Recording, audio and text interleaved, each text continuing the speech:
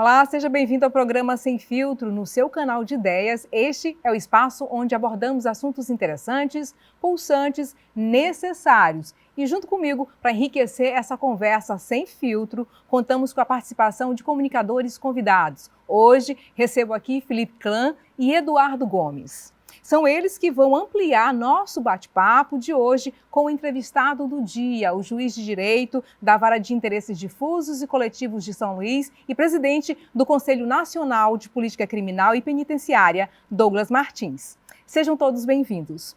Bom, mas já a gente começa esse nosso bate-papo, mas antes conheça agora um pouco da trajetória de Douglas Martins, juiz de direito. Douglas de Melo Martins é graduado em Direito pela Universidade Federal do Maranhão. É doutor em Sociologia Jurídica e Instituições Políticas pela Universidade de Zaragoza. Desde 1997, atua como juiz. Atualmente é juiz de direito da Vara de Interesses Difusos e Coletivos de São Luís, membro do Conselho Penitenciário do Maranhão. Também é coordenador de monitoramento, acompanhamento, aperfeiçoamento e fiscalização do sistema carcerário da Unidade de Monitoramento Carcerário do Tribunal de Justiça do Maranhão. Douglas de Melo Martins também é professor da Escola de Magistratura do Maranhão e presidente do Conselho Nacional de Política Criminal e Penitenciária. Muito bom. Vamos começar a nossa conversa? Bom, vamos começar falando sobre saídas temporárias de apenados nas unidades prisionais. Contrariando o texto enviado pelos parlamentares, ao ser sancionado pelo presidente, foram mantidas as visitas à família e participação em atividades que colaborassem para o convívio social. As saídas temporárias são defendidas por uns e condenadas por outros.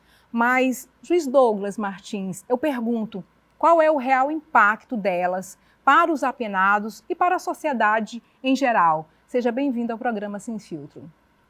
Obrigado, Nilócia. Para mim é uma alegria vir aqui dialogar com você, com o Eduardo, com o Felipe, com quem eu já dialogo sobre temas que são julgados na Vara de Interesses Difusos e Coletivos e em outros espaços já há bastante tempo.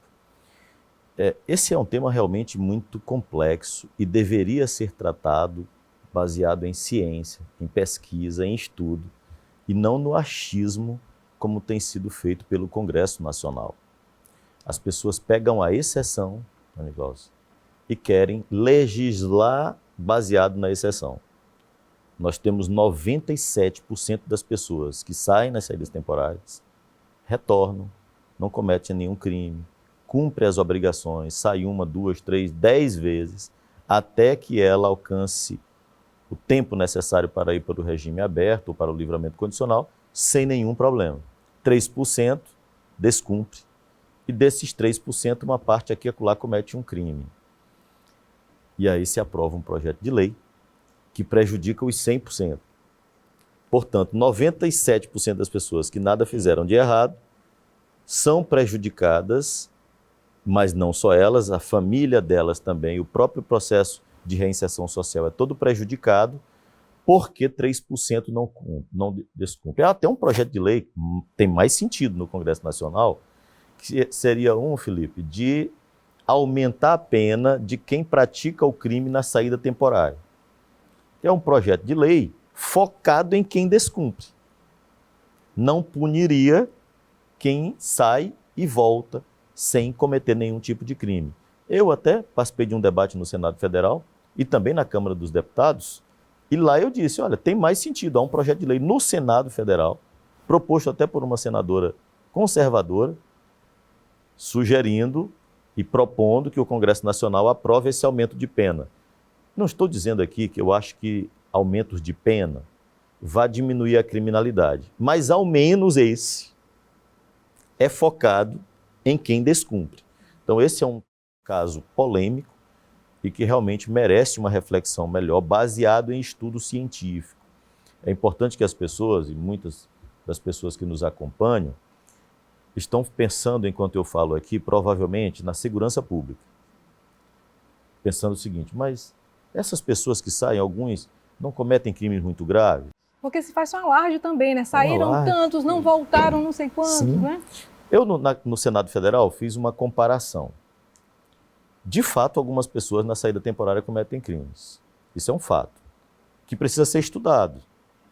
Porque o verdadeiro, maior e grave problema na criminalidade do Brasil chama o crescimento e o fortalecimento das facções do crime organizado. Que o Congresso Nacional não tem aprovado projetos de lei focado nelas, especificamente nelas. Deveria fazê-lo. E aí sim, conter a criminalidade. Parte dessas pessoas, Tânia, que se me permite essa intimidade de tratá-la assim, mas parte dessas pessoas comete crime exatamente por determinação dessas facções. Portanto, se elas fossem enfrentadas, parte desses crimes não ocorreriam. E de fato ocorre. Aqui e acolá uma pessoa sai, não só na saída temporária, não é a saída temporária que vai impedir isso. Pode ser no final da pena, mas sai com uma missão de que tem que matar o policial tal. Sai com a missão, esse é o verdadeiro problema. Nós temos uma dificuldade em relação a isso, que essas facções se organizaram exatamente por conta das violações que ocorrem dentro do sistema prisional, a desorganização do sistema prisional brasileiro. As facções no Maranhão, inclusive, nasceram no período de maior desorganização do nosso sistema. Nós não tínhamos sequer divisão dos presos por celas. Nós tínhamos pavilhões em que ficavam, Eduardo, 300 pessoas sem nenhuma divisão. Onde está o Estado aí? De maneira alguma. Como é que ficam 300 pessoas no mesmo espaço, sem nenhuma divisão, sem nenhuma segurança? Só tem um jeito de sobreviver ali dentro. Organizando. Para estabelecer uma hierarquia, relações de poder, e assim nasceram as facções do crime organizado, porque o Estado não estava presente. Então, o problema, eu enxergo assim esse tema das saídas temporárias. Há um anseio absolutamente justo da sociedade por mais segurança pública. E aqui e acolá, alguém na saída temporária comete crime. Então, aí comete um crime de grande repercussão, você aprova um projeto de lei, parece ser para aquela pessoa que saiu na saída temporária, mas na verdade você está atingindo o outro. Ou seja, não é algo razoável. Nós temos que enfrentar o problema da segurança pública. O anseio é justo, mas a solução não é o fim da saída temporária. A solução é enfrentar o crime organizado pelas falhas do próprio Estado. Certo. Vamos ampliar essa conversa, Felipe? Vamos nós. A gente pode fazer um gancho só fazendo um registro que acho que é muito justo, que é um fator ideológico, né? Nós vivemos um Congresso Nacional financiado para manter um padrão ideológico de conservadores e de dominação, né, que vem mundial. Né? Então, tem que ser feita essa leitura, sem dúvida nenhuma. Mas eu queria ampliar para discutir sobre o sistema aqui prisional, porque eu sei que isso é de um Conselho Nacional. O Maranhão já vivemos época de jogar bola com cabeça de presos, né? Vivemos hoje a época que a imprensa conservadora primeiro anuncia quantas pessoas não voltaram para depois dizer quantas pessoas saíram. Então todos esses fatores têm todo um platô ideológico. Eu queria saber o seguinte, como é que o senhor observa hoje o sistema penitenciário do Maranhão? Se eu não me engano, um dia desse, lamentavelmente, um preso morreu por choque, né? É um fenômeno? O que é isso, o sistema prisional do Maranhão? O sistema prisional do Maranhão hoje é avaliado pelo Ministério da Justiça como o melhor do país em vários aspectos. É um sistema que tem trabalho, proporcionalmente é onde tem mais presos trabalhando, proporcionalmente onde tem mais presos estudando. Nós temos aqui fábricas de blocos que servem para o calçamento das ruas. As pessoas têm que olhar para isso. Malharias, né? Malharia para fazer o fardamento escolar. Nós temos as fábricas de móveis, as carteiras escolares para a Secretaria de Educação do Estado, todas feitas no sistema prisional. Nós temos lavanderia no sistema prisional. Nós temos fábricas de chinelo. Panificadora. Panificadora. Para você ter uma ideia, o Tribunal de Justiça está querendo contratar a panificação do sistema penitenciário para fazer o coffee break dos eventos. O governo já até usa também. O governo do estado já usa e o Tribunal de Justiça vai utilizar porque é de boa qualidade. Então, o que nós precisamos fazer, e nesse aspecto, evoluiu-se muito no Maranhão, mais que qualquer outro estado. E exatamente o registro feito pelo Felipe, Ana e Eduardo, é absolutamente verdadeiro. Nós saímos do fundo do poço, de onde se dizia que era o pior sistema prisional, e não era uma afirmação falsa, embora eu, que conheço o sistema prisional do Brasil inteiro, só não conheço do Acre e Amapá. Todos os demais, eu, quando era do Conselho Nacional de Justiça, visitei. Conheço o sistema prisional americano, porque fui convidado pelo governo americano para passar 2 meses, Felipe, nos Estados Unidos, debatendo sistema prisional americano e política criminal nos Estados Unidos, inclusive política sobre drogas. E conheço o sistema prisional da Europa, porque fiz o meu doutorado na Espanha e visitei os presídios de lá. Então, veja que este modelo, com tantas opções de trabalho, o Maranhão, a palavra que eu posso utilizar é só copiar o que o Felipe disse. É um fenômeno isso. O que nós precisamos fazer aqui, dado esse passo, Felipe, que foi gigantesco, que foi revolucionário, que foi uma grande mudança, talvez agora só falte dar mais um passo para que aí nós tenhamos um impacto violento na segurança pública e não estranhe a contradição das palavras. Impacto violento na segurança pública. Foi de propósito a utilização desse termo, mas é porque nós não avançamos mais na segurança pública porque ainda falta enfrentar este aspecto. O sistema prisional avançou muito, mas ainda tem facções. E essas facções que existem dentro do sistema prisional, elas atuam também nos bairros da cidade. E com isso a violência continua forte. Na hora que essas facções se enfraquecerem, e existe método para isso, tem metodologia, tem caminho para fazer isso. E não é caminho da violência, tratar mal os presos. Eu tenho uma proposta muito simples, Felipe, muito simples. Tratar, conforme manda a lei, todos os presos. Mas aqueles que não integram facções, tratar melhor. Por exemplo, algumas coisas que são reivindicadas no sistema prisional para dar mais tranquilidade. TV. É possível assistir TV? Eu fico imaginando que seria um espaço, uma boa regalia para aqueles que não são faccionados. Um espaço de mais a possibilidade de, mesmo à noite, nas quartas-feiras, quando tem os jogos do futebol que todo mundo gosta no Brasil, é um direito assistir ao jogo, mesmo estando preso? Não. Poderia se dizer que é uma regalia, mas poderia ser uma boa regalia como um atrativo para aqueles que têm o bom comportamento, que não são integrantes de facções, que são trabalhadores, que estão fabricando blocos, que estão fabricando chinelos para os estudantes, que estão fabricando fardamentos, que estão na panificação, que estão nesses lugares. Poderia ser, doutor, mas o senhor defende regalia? Como regalia é um instrumento também a ser utilizado, que não é uma regalia absurda, né? Você, por exemplo, possibilitar que a pessoa presa assista uma TV. Só isso vai tirar as pessoas de facção? Não, eu só estou dizendo uma metodologia, um passo, um caminho, né? Que pode ter entre vários outros. Porque enquanto não se resolver esse assunto, Eduardo, só o trabalho... Não, eu vou retirar... Eu peço licença a vocês, não estou pedindo que faça corte, apenas peço licença a vocês para retirar essa palavra só. Porque não é... O só aqui pode parecer que é pouco. E não foi essa a minha intenção. Eu quero ser entendido adequadamente. Quando eu digo o trabalho, retirado o só, o trabalho, o estudo, essas atividades que são muito importantes dentro do sistema prisional, eles contribuem para a segurança pública.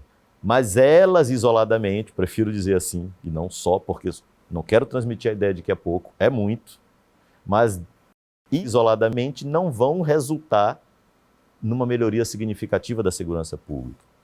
Mas se associada a outras medidas que enfraqueçam as facções e fortaleça a cidadania de alguma maneira, essa reinserção social, aí sim nós podemos dar um grande salto na segurança pública no Maranhão e no Brasil, e com isso nós melhorarmos tudo na sociedade, até o turismo, a economia, tudo melhora se a segurança pública melhora. Que encarcerar não é uma política, a política são essas ações que são feitas lá dentro. Eduardo? Juiz, eu quero voltar ao tema inicial, né, do nosso bate-papo em relação a esse projeto de lei. O senhor falou que esteve no Senado e também na Câmara dos Deputados.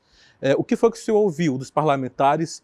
E o senhor também falou um ponto muito importante, que é em relação aos beneficiados que continuam cometendo crimes. E aí a gente sabe, né, Felipe, que existem ali uma série de medidas que eles têm que tomar. Não podem sair depois das 18 horas, né, não pode sair fim de semana. E porque, em muitos casos, isso não é cumprido. Né? Como fazer cumprir a lei nesse ponto? Aí eu peço só licença para a gente ir para o próximo bloco. No próximo bloco, a tua pergunta fica pendente. É um instante só.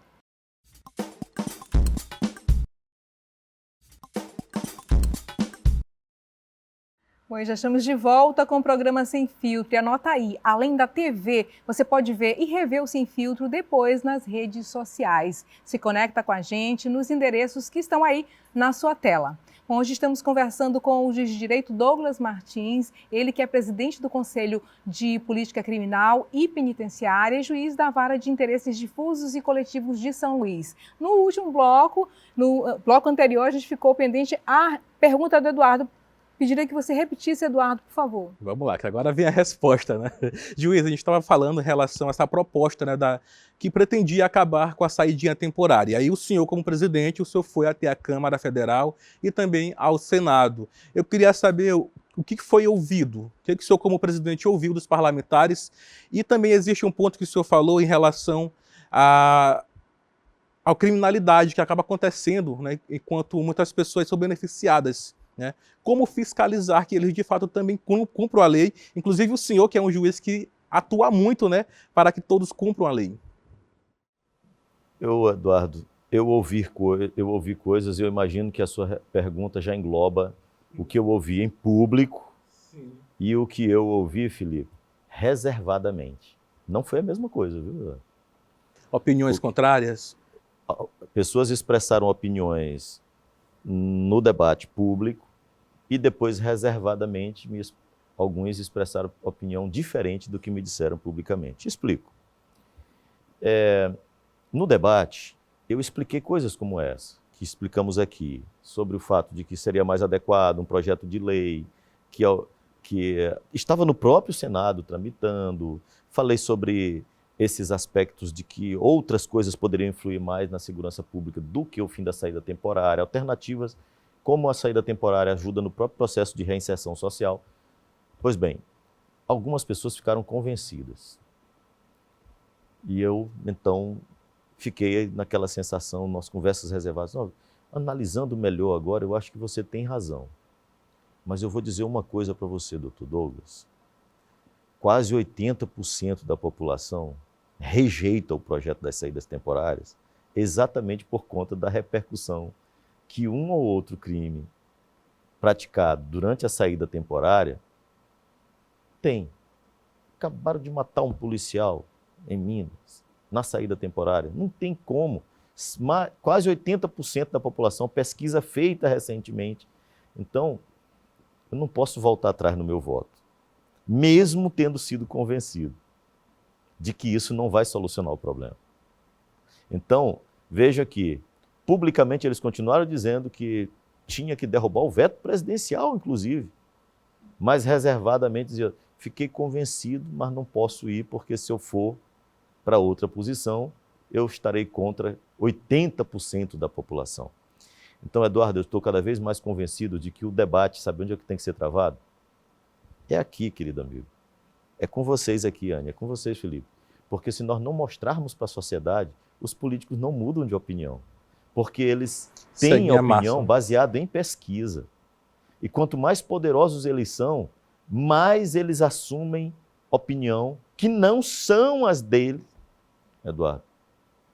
Porque as pesquisas disseram que é melhor ele se posicionar daquela maneira. Eu dou um exemplo aqui, Eduardo. Vocês não me perguntaram ainda, mas com a permissão da Ania aqui, eu vou entrar em um assunto. Nós aprovamos, nós estávamos em um debate complexo, porque o ex-governador de São Paulo, Dória, iniciou um programa maravilhoso lá, que era da utilização de câmeras corporais nas polícias, que tem uma dupla finalidade. Primeiro, qualifica a prova produzida durante a abordagem, porque depois, aqueles depoimentos, eu como juiz achava esquisito até. O policial vem contar o que ele encontrou, e muitas vezes mentindo, dizendo que encontrou droga, viu não sei o que e tal. Quando você vê nas câmeras depois o que aconteceu, não tem nada a ver com aquilo. Então, às vezes mentindo, mas às vezes dizendo a verdade. Então, é um fato. E muitas vezes relatos de pessoas dizendo que foram vítimas de policiais, de abuso. Você vai ver na câmera que a pessoa primeiro agrediu o policial. Então, eu aqui não estou dizendo que em abordagem policial nem sempre é o policial que tem razão, ou nem sempre também é a pessoa abordada que tem razão. Mas esse programa iniciado com o Dória estava sob ameaça de ser suspensa pelo novo governador de São Paulo, o Tarcísio. Pois bem, nós lançamos uma recomendação no Conselho Nacional de Justiça para a utilização das câmeras e, mais que isso, que as câmeras, o policial não possa interromper a gravação. Qual é a finalidade, Anne? É evidente a finalidade. A prova produzida fica clara, não precisa nem o policial contar mais a história, é só mostrar na câmera o que aconteceu. E quando for o contrário, um abuso praticado pelo policial, nem precisa a pessoa contar, ó, me bateram na hora da polícia. Não, está ali as câmeras mostrando a imagem. Pronto, é uma via de mão dupla. Pois bem, estava ameaçado, nós aprovamos essa resolução e a reação, por que o governador de São Paulo queria acabar? Era porque a polícia era contra. Os policiais são contra. Os policiais não querem usar. E a maioria não quer usar, dizendo que agora havia até uma teoria de que os policiais agora vão ser menos rigorosos, vão ficar com medo de abordar as pessoas. Que medo? Basta abordar nos termos da lei. Não tem o que temer, né? Não tem o que temer se você vai agir dentro da legalidade. Mas o governador de São Paulo, baseado na opinião da polícia, estava com essa ideia de encerrar. Sabe o que fiz, Eduardo? Aprovamos a recomendação e ela demonstrou um grande interesse. Eu fui procurado pelos maiores meios de comunicação, de maior audiência do Brasil. Eu no aeroporto de Brasília, antes de sair, não me esperaram nem eu chegar no Ministério da Justiça, estava a equipe do Jornal Nacional me esperando para falar sobre isso. E na sequência, todos os outros meios de comunicação. O que acabou acontecendo? A minha primeira argumentação era dizendo que quem primeiro era protegido pela resolução eram os policiais, protegidos das denunciações caluniosas de abuso. Então, o bom policial vai ser protegido. O bom policial não tem nada a temer. Comecei falando sobre isso e continuo o debate e tudo, e falando sobre a importância. Aí acrescentei ao final que também as pessoas abordadas, como eu sabia que a maior resistência era na polícia, falei logo que os policiais bons não têm nada a temer. O que aconteceu? Ganhou a opinião pública. Esse debate foi ganho nos meios de comunicação, Anny. E como ganhou nos meios de comunicação? 2, 3 dias depois, provavelmente baseado em pesquisa, o governador de São Paulo disse: não vou mais acabar com o programa das câmeras corporais, ao contrário, vou ampliar. Vejam que coisa. Então, estimado Eduardo, você me proporcionou dizer uma coisa fundamental e sobre a importância e por que eu parei tudo para estar aqui com vocês.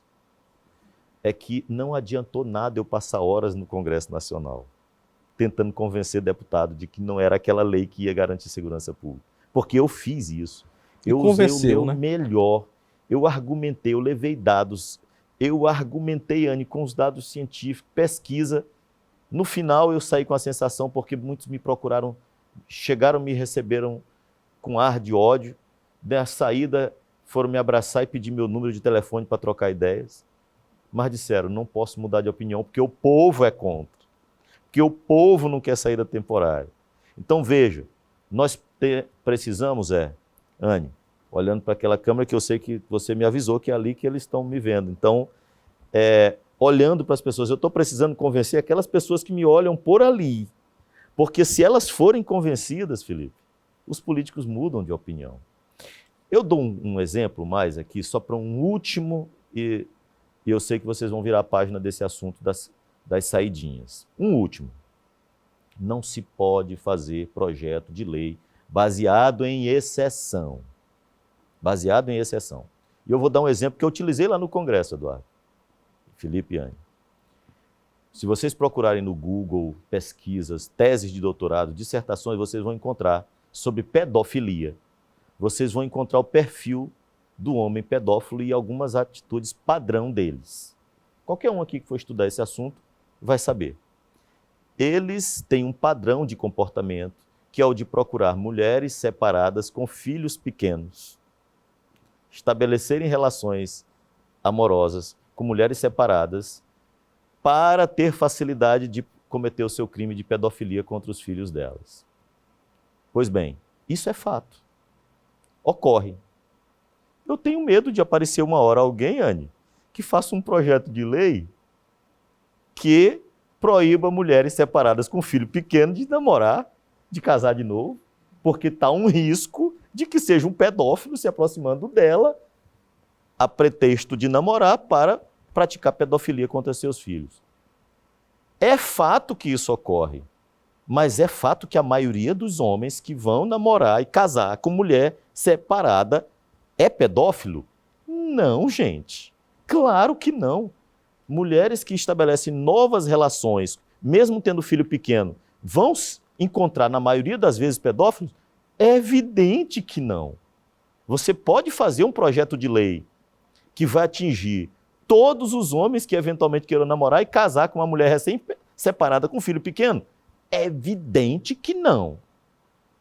Se você for tentar conter esse crime, portanto, não é baseado nesse dado de que muitos pedófilos querem casar ou namorar com mulher com filho pequeno. Você faz um projeto de lei em cima do pedófilo, dele especificamente, tornando mais rigoroso o tratamento em relação a ele e não a todos os outros homens que eventualmente podem se apaixonar e casar com uma mulher recém-separada com filho pequeno. Parece o mesmo caso da saída temporária. Felipe. Vamos mudar um pouquinho, porque senão, se a gente entrar nessa ampliação, até a pesquisa, se o senhor me permite, nunca foi apresentada pelo Congresso Nacional à imprensa nacional, porque não existe a pesquisa. Então, eu estou lhe afirmando uma coisa que nosso meio, nossos bastidores, sabe que o Congresso Nacional nunca fez pesquisa sobre a saidinha. É mais uma mentira que é aplicada ao povo brasileiro e culpado por brasileiro. Mas o que eu queria conversar com o senhor é o seguinte: o senhor é um servidor público exemplar, né? Poderia dar muitas características, porque eu já o entrevistei, já escrevi muito sobre o senhor, né? Recebo toda semana suas decisões. Poderia dizer que o senhor é corajoso, podia dizer que o senhor é autêntico, podia dizer que o senhor é presente, podia dizer um monte de fatores, não é verdade? Mas eu queria entender uma coisa que é muito importante. O senhor é o único juiz do Maranhão que não foge das causas. Isso eu posso registrar, né? Nesse sentido, como é que é feito o seu monitoramento, né, diante de todas as suas decisões, se essas causas estão sendo cumpridas? Essa é uma dúvida que eu sempre tive. Bom, em primeiro lugar, eu quero aqui fazer um registro. Eu não sei se tem aqui, nós juízes, quando vamos tratar de algumas pessoas que são amigos nossos, a gente tem que declarar a suspeição. Elogio de amigo, as pessoas têm que diminuir um pouco eu não sou tudo isso. Vou melhorar. Quando tentaram caçar a sua carreira, eu fui uma das pessoas da imprensa, entendeu, que lhe defendi publicamente. E eu lembro disso. Né? E lá nos analistas, que foi com exclusividade o senhor deu, a imprensa nacional toda lhe procurando e o único programa. Mas nós o fizemos pela sua conduta. Então não é uma questão de amizade, é uma questão de conduta. Então eu queria registrar isso, é muito importante. Continuo dizendo, um amigo elogiando um amigo. Mas que não é só uma relação de amizade, é de respeito também, naturalmente. Mas muitas dessas sentenças são cumpridas e outras não. Muitas são cumpridas porque foram decididas e efetivamente confirmadas pelas instâncias superiores.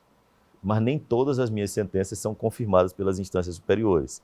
Aqui e acolá, algumas dessas sentenças são proferidas por mim, tem uma grande repercussão quando eu sentencio, mas não há uma notícia tão grande quando elas caem.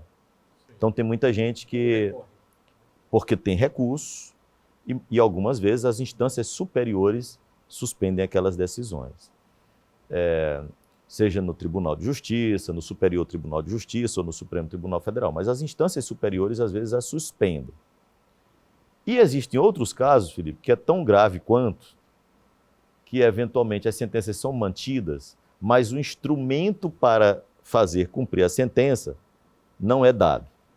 Então, é mais ou menos assim, você reconhecer que algo é seu, está correto, mas o instrumento para aquilo chegar à sua mão não lhe é dado. É como se alguém dissesse assim, Felipe, eu tenho um barco maravilhoso, eu queria te doar, uma lancha, te doar. Aí tu, oh, que maravilha, para você passear em Barreirinhas. Que maravilha, aceito esse presente.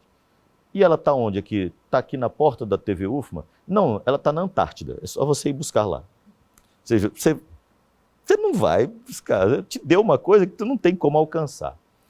Então, as sentenças judiciais, os juízes têm os instrumentos para fazer cumprir. O principal deles é a multa. Não cumpriu, multa de X. Diária. Não cumpriu, né? Diária.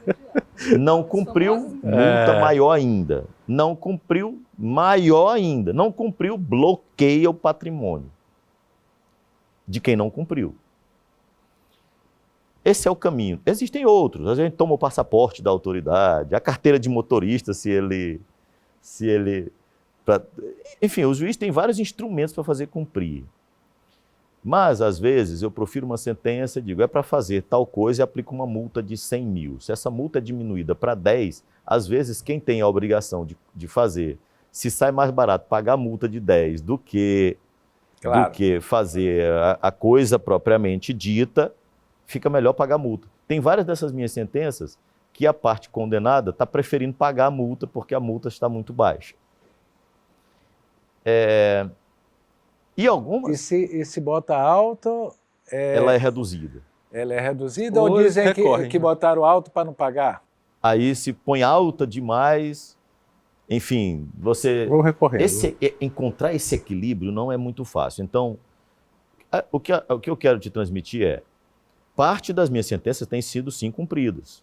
Você tem consciência disso. Muitas das minhas sentenças, que envolveu... Esses dias mesmo nós estávamos falando do Pop Rua, sentença minha condenando o município a implantar o abrigo para as pessoas, contratar psicólogos, assistentes sociais para atender as pessoas. Foi sentença minha. Eu fui visitar lá o abrigo para as pessoas em situação de rua, estava lá psicólogo, assistente social nomeadas, decorrendo da minha sentença. Concurso da Assembleia Legislativa. Recentemente, eu estava vendo as pessoas sendo empossadas na Assembleia Legislativa, já é decorrente desse concurso. Concurso para agente penitenciário, policial penal, realizado em decorrência de... Concurso da Câmara Municipal, vara de interesses difusos e coletivos, saneamento dos nossos bairros, que construiu aquela estação de tratamento de esgotos no Vinhais, ali no Barreto também, perto do Ivar Saldanha, sentença da vara de interesses difusos. Foi suficiente já para as praias se tornarem balneáveis? Ainda não.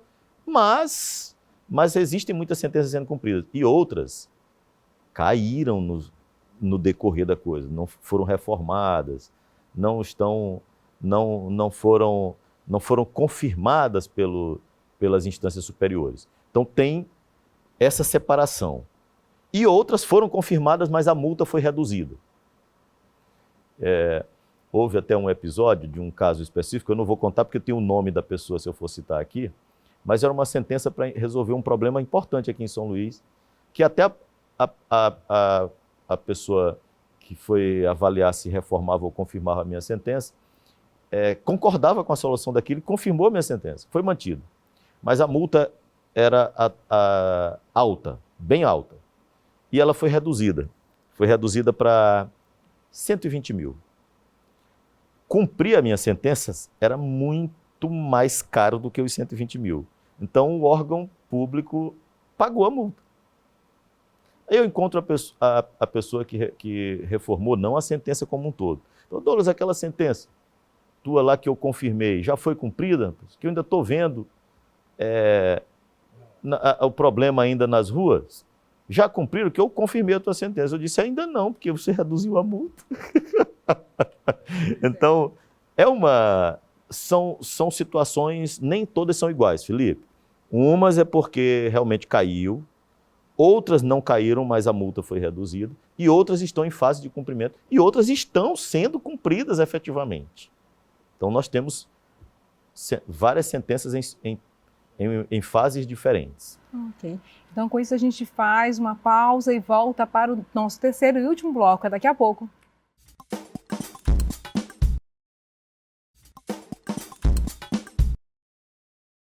Estamos de volta, este já é o último bloco do programa Sem Filtro. Estamos conversando com o Douglas Martins, juiz de direito.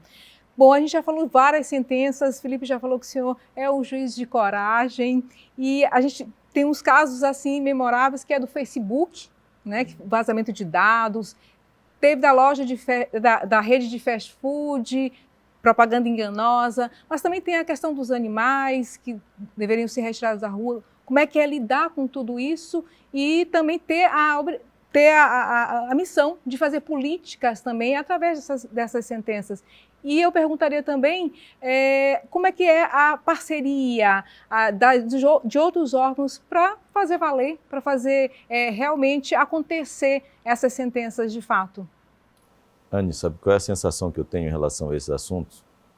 O sentimento. E ainda me pagam para eu fazer isso, porque eu me sinto tão bem com esse trabalho, assim, eu tive tanta sorte. Tem a frase, né, que a sorte acompanha as mentes que se preparam, né? Mas foi sorte de ir para a vara de interesses difusos e coletivos, cuidar só de direitos fundamentais, direitos humanos, coisas como esse. Me provoca assim, um bom sentimento. O sentimento que eu tenho é esse. E ainda me pagam, nem precisaria que eu faria, se fosse necessário viver de outra coisa e trabalhar com isso, eu ainda faria feliz, Felipe. Quantos anos, doutor? Eu já vou fazer 28 anos de magistratura. Porque... Não, e na Difusas? Na Vara de Interesses Difusos desde 2013, são 11 anos já. 11 anos. Desse período, eu passei uma parte desse período afastado, porque eu estava no Conselho Nacional de Justiça, coordenando o DMF do CNJ, e o outro período eu estava fazendo um doutorado na Europa. Então, eu não passei os 13 anos diretamente na Vara de Interesses Difusos, mas eu sou o titular da unidade desde 2013, que lá estou.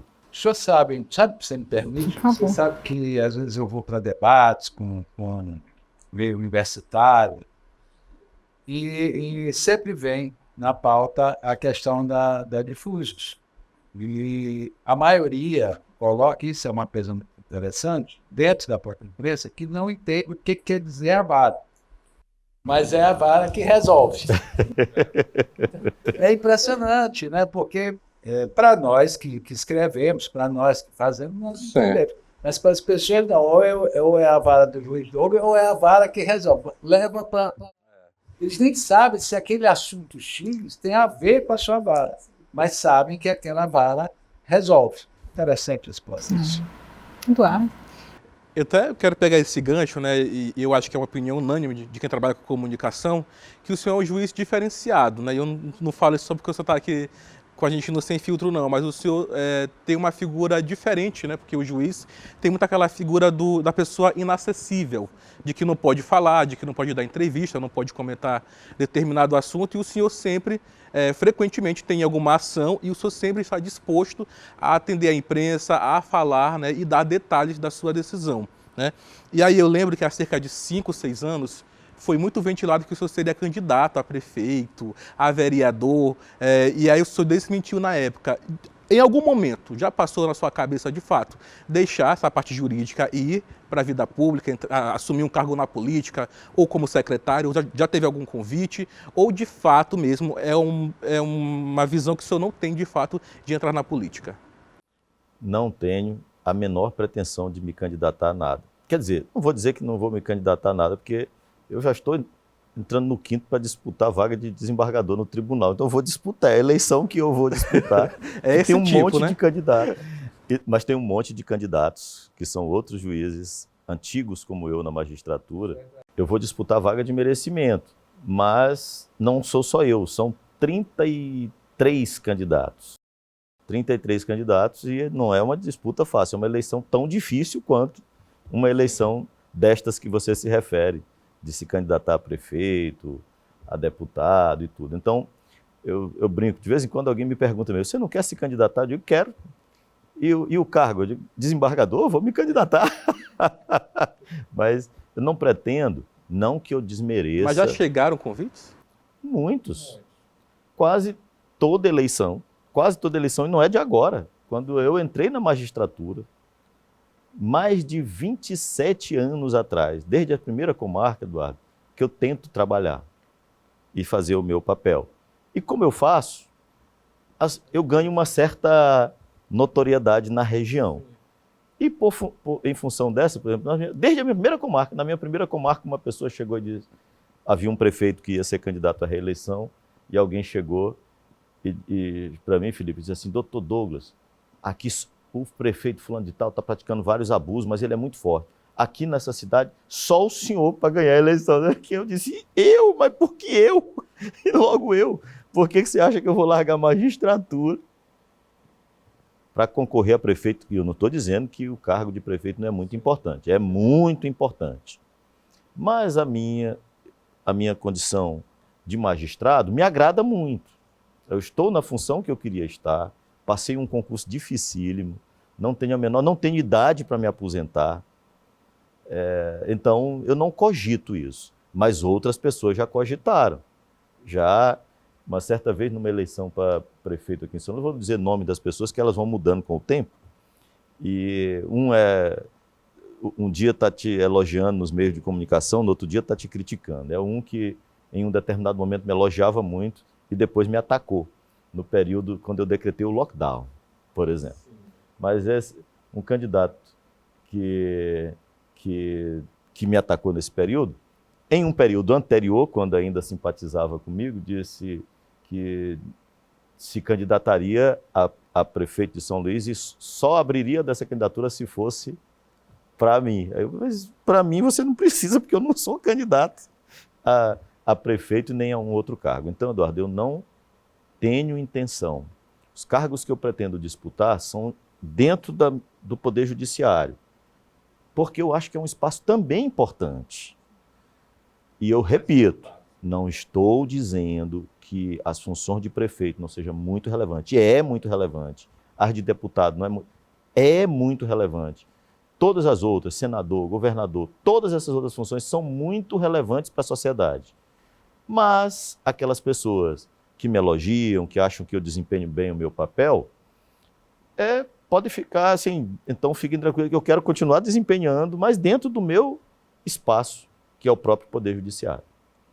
Doutor Douglas, eu queria falar agora de um assunto, pegando o gancho da defesa das sentenças, a questão que se fala aqui muito em São Luís, que é a tradição das carroças, né? Foi uma sentença, como é que está isso? Como é que o senhor defende essa questão? Porque é a mesma história da saidinha, tem uns que defendem, outros que não.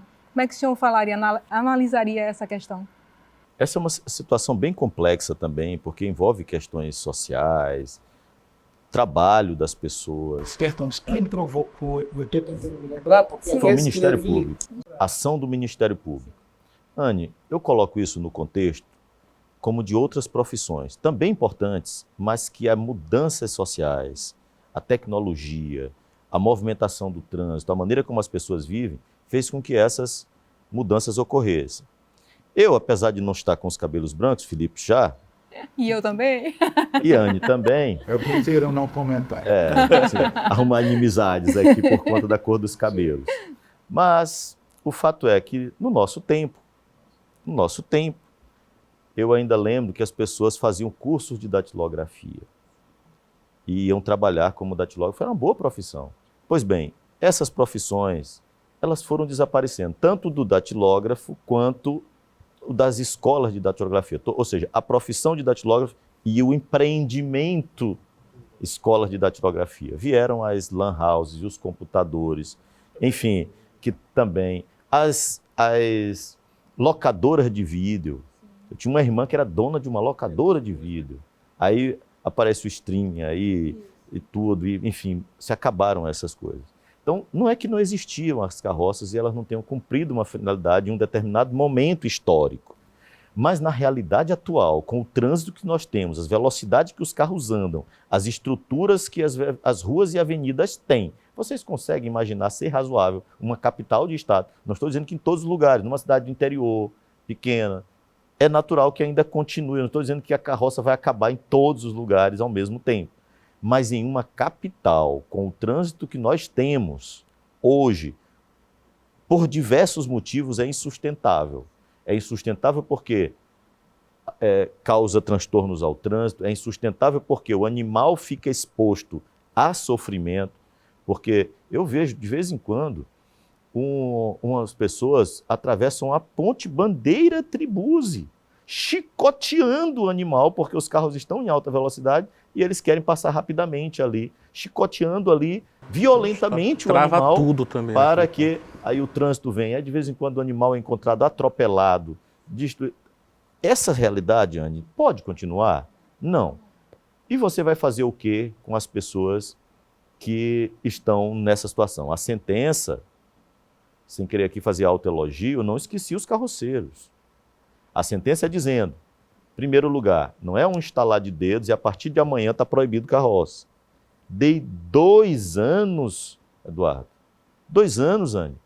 2 anos, Felipe, para que haja uma transição. Aos carroceiros seja dado cursos, oportunidade de trabalho com outra área, treinar quem conseguir aprender a utilizar um carrinho elétrico. Hoje eu estava no centro histórico e vi um carrinho elétrico da prefeitura. Típico, parece uma motozinha, um triciclo, com uma carroceriazinha enorme atrás, que carrega muito melhor as coisas do que um animal arrumadinho, limpinho ali, tudo, para andar dentro do centro histórico, Felipe. Por que não doar uns carrinhos elétricos como esse para os carroceiros? Treiná-los para que eles aprendam a usar. Inclui no Mais Renda. Inclui no Mais Renda, cria oportunidades. E enquanto eles vão se preparando para a nova realidade, sem a existência das carroças, dá um auxílio salarial para eles, salarial não, um auxílio emergencial, uma renda temporária para que eles sobrevivam. Então, veja, existem profissões... Existe uma pesquisa dentro dos carroceiros de quantos são e se eles não têm incluído nos benefícios, por exemplo, Bolsa Família, porque eles encaixam bem a essa categoria, né? Foi proferida uma decisão liminar no processo, no decorrer dele, determinando que fossem cadastrados antes de proferir a sentença, exatamente para que não aparecessem oportunistas depois. A primeira decisão foi cadastrar todos os carroceiros existentes, porque se eventualmente o governo vai lá na frente dar uma renda ou dar uns carrinhos elétricos como esse, ou mesmo um carro a combustão, ou um triciclo movido a gasolina, seja lá o que for, para que eles sobrevivam, não aparecerem os oportunistas para querer. Então, Felipe, foi mandado fazer o cadastro, não só dizer o número, mas o nome de cada um, o endereço de cada um. Está tudo no processo. Então, se sabe quem são as pessoas, quantas são, onde elas moram, tudo direitinho. Então, já se sabe o tamanho do problema, é ir atrás e resolver. Mas tem que tratar diferente. É como eu disse, algumas profissões, elas realmente estão se extinguindo e nós temos que lidar com elas. Nós estamos agora com problemas envolvendo os cobradores de ônibus. Está sendo extinto também, Felipe. Como é que nós vamos fazer? E depois de um tempo, já estão falando em ônibus autônomos e vai extinguir os motoristas. Como é que nós vamos fazer?